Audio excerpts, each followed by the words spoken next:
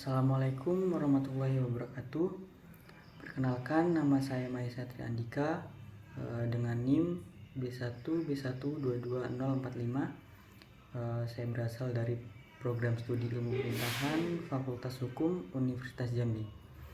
Tujuan saya membuat video ini adalah untuk melengkapi tugas ujian akhir semester mata kuliah Tata Kelola Keuangan Pemerintahan. Mata kuliah tersebut diampu oleh Bapak Alfa Beriansyah SIP MIP. Materi yang akan saya paparkan di sini adalah mengenai mengoptimalkan pengelolaan dana desa di perdesaan. Undang-Undang Nomor 6 Tahun 2014 tentang desa menyatakan bahwa pemerintah desa yang terdiri atas kepala desa dan perangkat desa bertugas menyelenggarakan urusan pemerintahan dan kepentingan masyarakat desa setempat, yakni memegang kekuasaan pengelolaan keuangan dan aset desa. Pengelolaan menurut Prajudi merupakan pengendalian dan pemanfaatan semua faktor sumber daya yang menurut suatu perencanaan diperlukan untuk penyesuaian suatu tujuan kerja tertentu. Selanjutnya adalah Permendagri Nomor 20 Tahun 2018 tentang pengelolaan keuangan desa, terdiri atas kegiatan perencanaan, pelaksanaan, penatausahaan, pelaporan, dan pertanggungjawaban. Selanjutnya adalah alokasi dana desa. Alokasi dana desa yang telah dikucurkan pemerintah pusat tidaklah kecil jumlahnya, karena secara rata-rata setiap desa ini mendapatkan kurang lebih sekitar 850 juta rupiah, dan apabila dana tersebut dipergunakan dengan benar dan sesuai dengan peruntukannya, bukan hal yang mustahil jikalau angka kemiskinan di perdesaan ini akan berkurang cukup signifikan dan sekaligus mampu mensejahterakan masyarakatnya. Selanjutnya, optimalisasi tenaga kerja ahli pendamping masyarakat desa. Yang pertama adalah seleksi tenaga ahli pendamping masyarakat. Ini merupakan pemilihan individual yang memiliki kualifikasi keahlian dan kompetensi tertentu untuk mendukung dan membimbing masyarakat dalam berbagai kegiatan atau program. Proses seleksi ini biasanya dilakukan oleh lembaga atau organisasi yang bertanggung jawab terhadap program atau proyek yang melibatkan pendampingan masyarakat. Yang kedua adalah kebijakan desa. Desa wajib menganggarkan minimal 30% dari pagu dana desa untuk kegiatan pemberdayaan masyarakat desa. Yang ketiga, komitmen pemerintah desa. Komitmen pemerintah daerah mengacu pada tekad dan keseriusan pemerintah tingkat daerah dalam menjalankan tanggung jawabnya untuk memenuhi kebutuhan dan kesejahteraan masyarakat di wilayahnya. Komitmen ini mencakup berbagai aspek, termasuk pelayanan publik, pembangunan ekonomi, lalu ada pendidikan, kesehatan, lingkungan, dan sektor-sektor lainnya yang berkontribusi pada pembangunan berkelanjutan.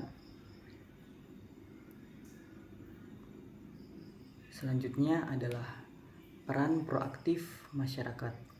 Yang pertama, pelaporan penyelenggaraan dana.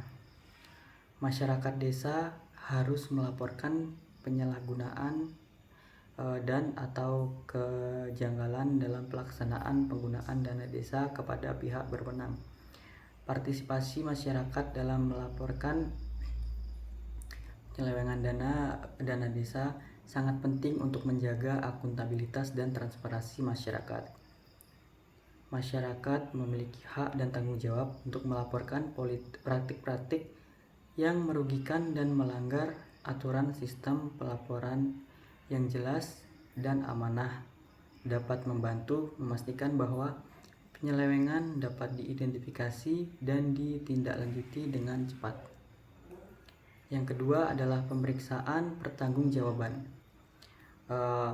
Aparat pengawas intern pemerintah atau APIP harus melakukan pemeriksaan terhadap pertanggungjawaban penggunaan dana desa secara rutin. Pemeriksaan pertanggungjawaban seperti audit keuangan adalah langkah penting untuk memastikan pengelolaan dana secara transparan dan sesuai dengan ketentuan yang berlaku. Proses ini membantu mengidentifikasi potensi penyelewengan dan atau ketidaksesuaian. Memiliki mekanisme pemeriksaan yang independen dan terstruktur dapat meningkatkan akuntabilitas dan kepercayaan masyarakat terhadap pengelolaan dana publik. Yang selanjutnya adalah pembangunan desa menuju dekade kedua. Yang pertama ada langkah konkret. Langkah konkret yang dapat diimplementasikan seperti penyelenggaraan pemerintah desa yang partisipatif, pengelolaan keuangan yang tertib dan transparan, peningkatan kapasitas sumber daya manusia dan digitalisasi, penguatan lembaga pengontrol desa, serta program-program pemerintah seperti program Jaksa Sahabat Masyarakat Desa dan pemberdayaan desa anti korupsi oleh Komisi Pemberantasan Korupsi. Selanjutnya adalah peningkatan kapasitas sumber daya manusia dan digitalisasi. Peningkatan kapasitas sumber daya manusia ini merupakan upaya yang sangat perlu dilakukan untuk meningkatkan transparansi dan akuntabilitas dalam pengelolaan keuangan desa. Riset empiris menunjukkan bahwa penguatan lembaga pengontrol desa dan peningkatan kapasitas sumber daya manusia ini merupakan upaya yang sangat perlu dilakukan untuk meningkatkan transparansi atau keterbukaan dan akuntabilitas dalam pengelolaan keuangan desa. Selanjutnya adalah isu-isu terkait pengelolaan keuangan desa. Yang pertama, kurangnya partisipasi masyarakat. Kurangnya partisipasi masyarakat dalam pengelolaan keuangan desa bisa menjadi masalah yang serius dan akan berdampak pada transparansi, akuntabilitas, dan efektivitas pembangunan di tingkat lokal. Beberapa faktor yang mungkin menyebabkan kurangnya partisipasi masyarakat ini seperti keterbatasan informasi, lalu mungkin keterbatasan pendidikan masyarakat setempat. Yang kedua adalah keterbatasan kapasitas sumber daya manusia. Di desa, kurangnya digitalisasi dalam pengelolaan keuangan desa, keterbatasan kapasitas sumber daya manusia atau SDM dalam pengelolaan keuangan dana desa dapat menjadi hambatan serius yang akan mempengaruhi transparansi, efisiensi, dan akuntabilitas pengelolaan keuangan di tingkat perdesaan.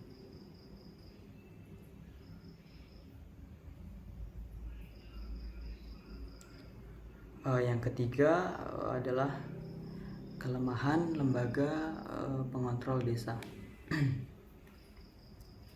Dalam mencegah terjadinya korupsi, lembaga pengontrol desa yang biasanya mengacu pada Badan Pemeriksaan Keuangan atau BPK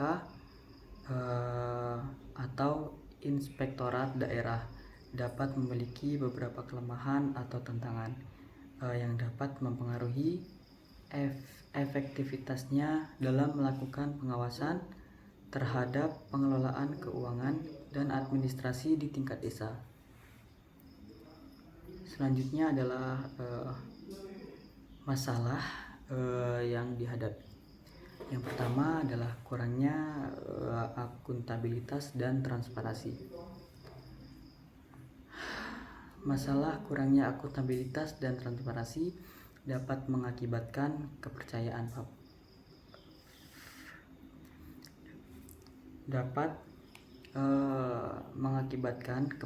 publik akan berkurang. Potensi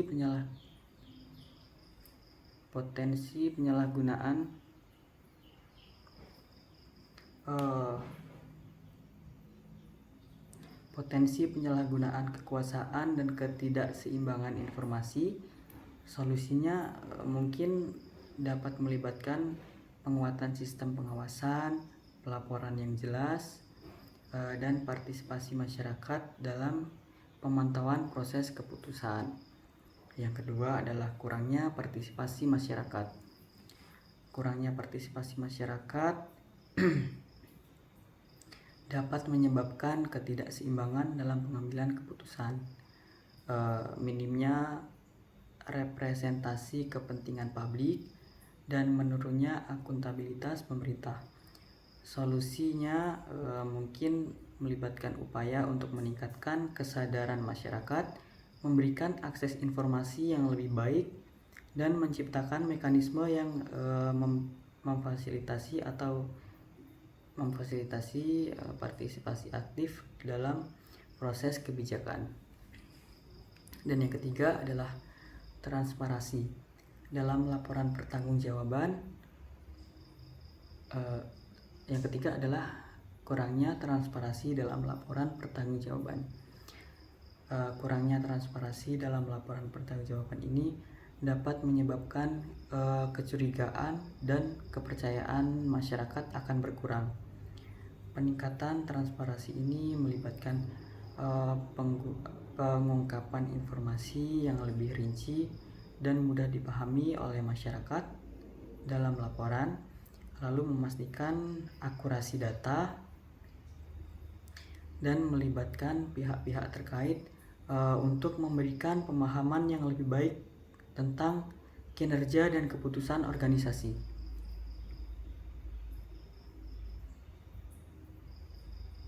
Selanjutnya adalah solusi untuk mengatasi masalah yang ada di atas tadi. Yang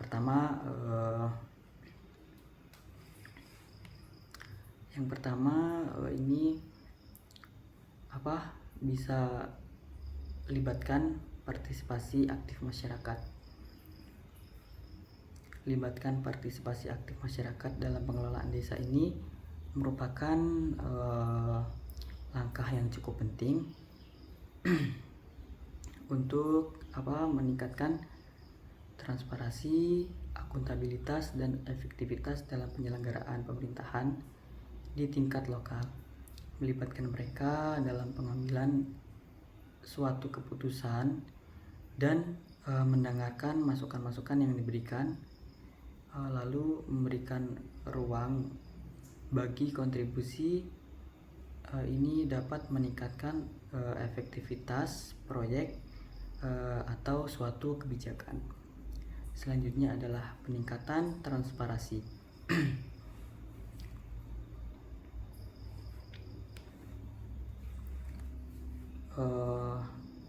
Peningkatan transparansi dalam pengelolaan desa dapat memberikan manfaat besar dalam pembangunan atau untuk membangun kepercayaan masyarakat.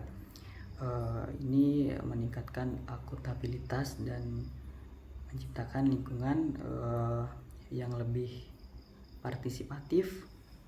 Peningkatan transparansi dapat memperkuat kepercayaan masyarakat terhadap tindakan-tindakan desa tersebut dengan menyediakan informasi yang jelas, tidak berbelit-belit, lalu informasi tersebut juga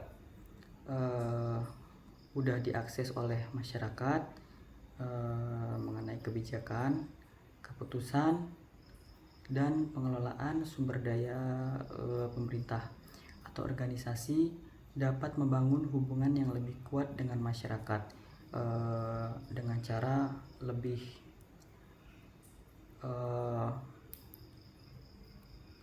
sering berkomunikasi dengan masyarakat, sering beradaptasi dengan masyarakat di sekitar lingkungan desa.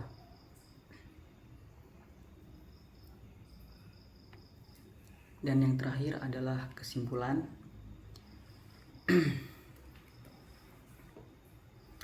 Berdasarkan Undang-Undang Nomor 6 Tahun 2014 tentang desa,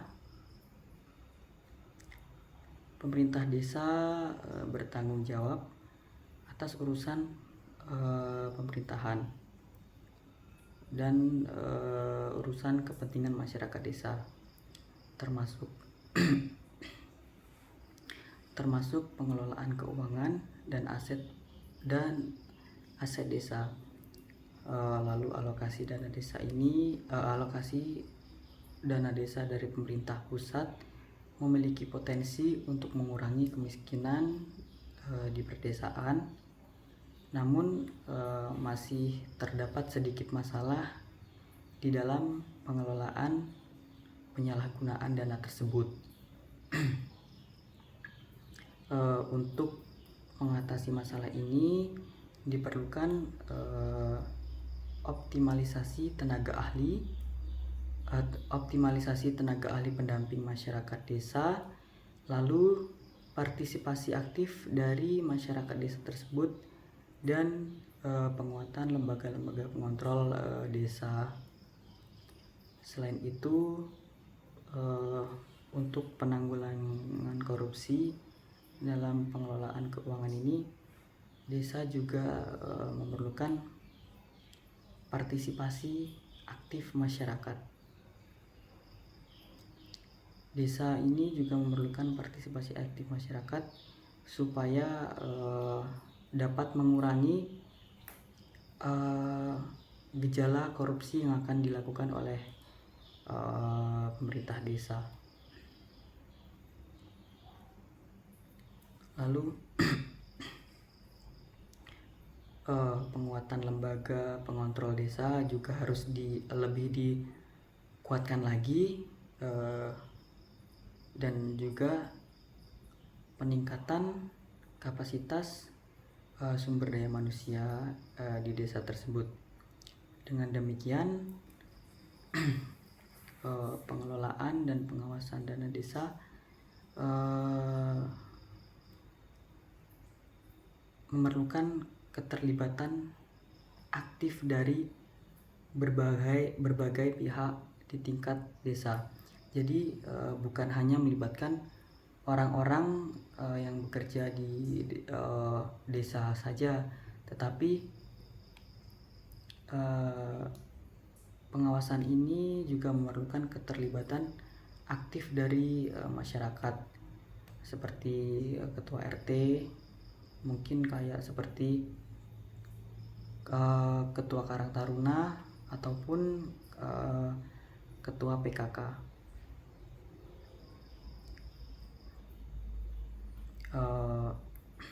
Mungkin hanya ini yang dapat saya sampaikan.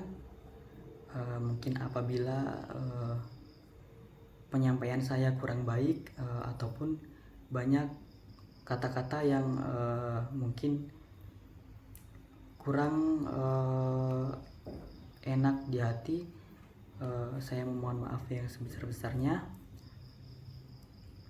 Mungkin jika ada kesalahan kata yang saya ucapkan, baik yang saya sengaja ataupun tidak saya sengaja, saya sekali lagi saya memohon maaf yang sebesar-besarnya.